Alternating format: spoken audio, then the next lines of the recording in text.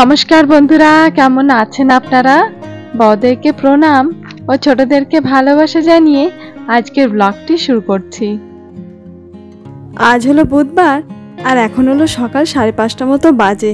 প্রত্যেক দিনটা একরাশ গালে হাসি নিয়ে ঘুম থেকে উঠে এক নতুন উদ্যমে কাজ বাজ শুরু করব করে, কিন্তু আজকে জানেন মনটা না খুব ভারী। আজকে আমার ছোট বোনটি, ওর তো আজকে আমার বাড়িতে এবারের মতো আজকে শেষ দিন। শেষমেশে বিদায় জানানোর দিনটি চলেই আসলো। যেদিন এসেছিল সেদিন বলেছিলাম তোকে আর 1-2 মাসের আগে বাড়িতে যেতে দেব না, কিন্তু আমাদের হাতে আর কি আছে বলুন? ওপরে যিনি আছেন ওনার হাতেই তো আমাদের সকলের জীবনের ডোরটা। তাই একটা বিশেষ কাজ যেটা কিনা এখনই আসার ছিল, তার কারণে আজকেই বোনটিকে বেরিয়ে যেতে হচ্ছে। চিন্তাটা আমার থেকে বেশি আমাকে ওই সিটটাকে নিয়ে কি যে করবে ঘুম থেকে উঠে সেটাই ভাবছি। এমনিও 2 দিন আগে থেকে যখন শুনেছে ওর মানি আজকের দিনটাতে বেরোবে, সেদিন থেকেই গান গাইতে শুরু করেছে, মানে তুমি কিছুতেই বাড়িতে যেতে পারবে না। আর যেহেতু গতকাল ওর মানির যাওয়াটা একেবারে শিওর হয়ে গেছে, তখন থেকে শুরু করেছে আগামীকাল যেহেতু মানি বাড়িতে ফিরে যাচ্ছে, আমি কোনো মতে স্কুলে যাব না, গোটা দিনটা আমি মানির সঙ্গে কাটাবো। কতগুলি বছর পর ওর মানিকে কাছে পেল বলুন তো? তাই তো যাই হয়ে যাক, এই ছোট্ট আবদারটি তো ওর আমার আজকে রাখতেই হবে। এমনিও বহু বছর হয়ে গেছে পরিবারের লোকজনের থেকে খুব দূরে, তো তাই একটু পরিবারের লোকজনকে কাছে পেলে আর দূরে যেতে দিতে চাই না। এখন একটু বসিয়েছি ডিমের মালাইকারি। আজকে একটু আলু আর একটুকু গাজর দিয়ে ডিমের মালাইকারিটা করব। আর আগেই সর্ষে পার্শেটা করে রেখেছি, আর একটুকু ডাল আর একটুকু চাল কুমড়োর চচ্চড়ি এগুলোও করব। আর কালকে যে কর্মচাগুলি আনা হয়েছিল ওগুলি ছিল মারাত্মক টক, তো বোন বলেছে তুই ওগুলো রেখে যা, তুই কাজে বেরিয়ে গেলে তারপরে আমি ওগুলো দিয়ে একটুখানি করে চাটনি করে রাখবো। হাতে বাঁধা সময়ের মধ্যে সমস্ত রান্নাবান্নাটা শেষ করেছি, তো তাই সমস্তটাকে ক্যামেরা বন্দি করতে পারিনি। আর এখন বেরোবো কাজে, তারপরে কাজ থেকে ফিরে আসার পর তারপর ছোট বোনটি বেরোবে। আমি আসি, টাটা। তুমি কথা শুনছো না?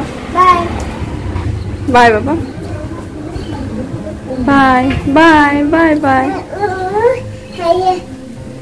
মিশমির সঙ্গে আজকে ওর মানির এবারের মতো কাটানোর শেষ স্মৃতিগুলি। ওর মানি নিজের ফোনের গ্যালারিতে এই সমস্ত স্মৃতিগুলি গচ্ছিত রেখেছিল, সেখান থেকে এগুলো সংগ্রহ করেছি। আমারও একটু দেখা হয়ে যায়। আমরা সবাই কাজে বেরিয়ে যাওয়ার পর কিভাবে নিজের বদমাইশি ও নিজের দাপটে গোটা বাড়িটা মাথায় করে রাখে। আর আজকে যেহেতু দাদা ভাইও বাড়িতে রয়েছে, তাহলে আজকে আর 2 ভাই বোনকে পায় কে? গোটা কলোনিটাই আজকে 2 ভাই বোন মিলে একেবারে মাতিয়ে রেখে দেবে।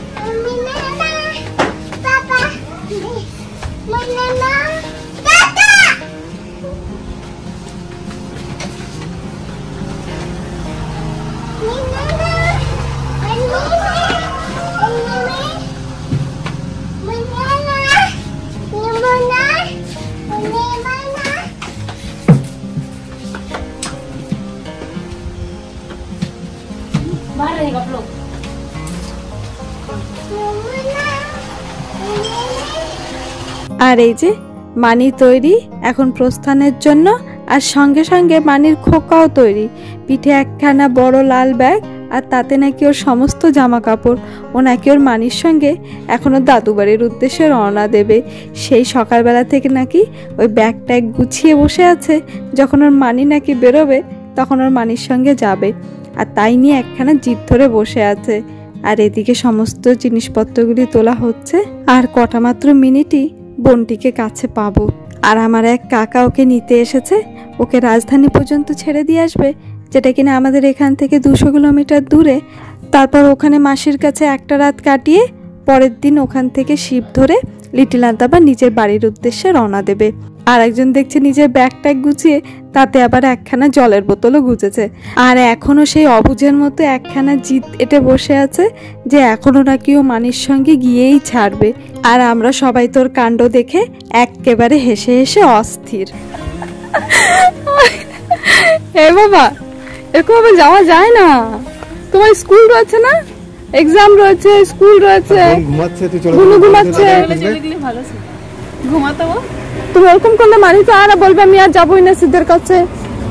ঠিক আছে, মানি তো আবার আসবে না, তখন তো ওকে নিয়ে যাবে, ছুটিতে এসে নিয়ে যাবে।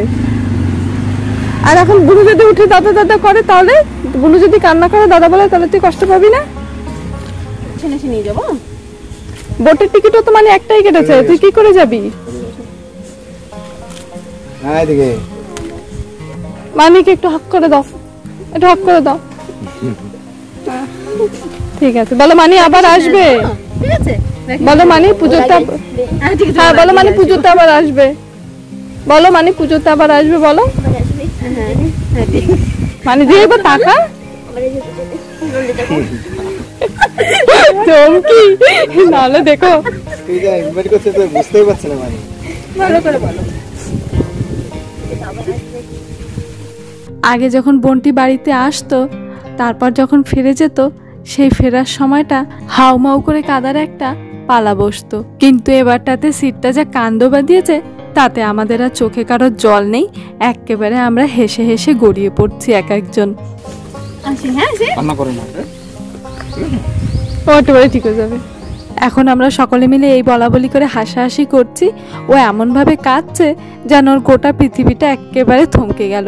কিন্তু এই একটু পরে যখনই ও ছোট বোনটি ঘুম থেকে উঠবে, ওই তখনই যদি বোনটি রং পেন্সিল নিয়ে নেয় বা স্কুটিটা নিয়ে নেয়, তাই নিয়ে বাঁধবে দু ভাই বোনের মধ্যে একেবারে কুরুক্ষেত্রের যুদ্ধ। তখন এই যত সমস্ত দুঃখ আক্ষেপগুলি রয়েছে, সমস্তটা ভুলে গিয়ে শুরু হয়ে যাবে দু ভাই বোনের খুনসুটি। টাটা বলে দে, টাটা। গ্লাসটা নামা একটু। যতই হাসি ঠাট্টার পালা চলুক না কেন, ছোট বোনটি এতদিন পরে ফিরে যাচ্ছে নিজের জামাইবাবু আর দিদির বাড়ি থেকে, মনটা খারাপ না হয়ে পারে বলুন? ওর চোখ দুটি একেবারে লাল টুকটুকে হয়ে আছে। এদিকটাতে আমি একটু নিজের মনটাকে শক্ত করে রেখেছি। যদি আমার চোখ থেকে এক ফোঁটাও জল ঝরে, তাহলে ওদিকে অঝরে জল ঝরা শুরু হয়ে যাবে। তাই নিজেকে বহু কষ্টে শক্ত করে রেখেছি জানেন। আর এই যে আরেকজন গোটা দিন জুড়ে নিজের মানির জন্য একখানা বিদায়ের কার্ড বানিয়েছে, সেটাই দিতে ভুলে যাচ্ছিল। যা বেরিয়ে যাচ্ছে বোনটা, দুগ্গা দুগ্গা করে ভালোভাবে পৌঁছে যাক, এটাই এখন কামনা করি। তাহলে বন্ধুরা, আজকের ব্লগটি এ পর্যন্তই থাক। ব্লগটি কেমন লেগেছে কমেন্টে অবশ্যই জানাবেন। যদি ভালো লেগে থাকে তাহলে একটি লাইক করে দেবেন। দেখা হবে আগামী ব্লগে। ততক্ষণের জন্য ভালো থাকবেন, সুস্থ থাকবেন, সাবধানে থাকবেন। নমস্কার।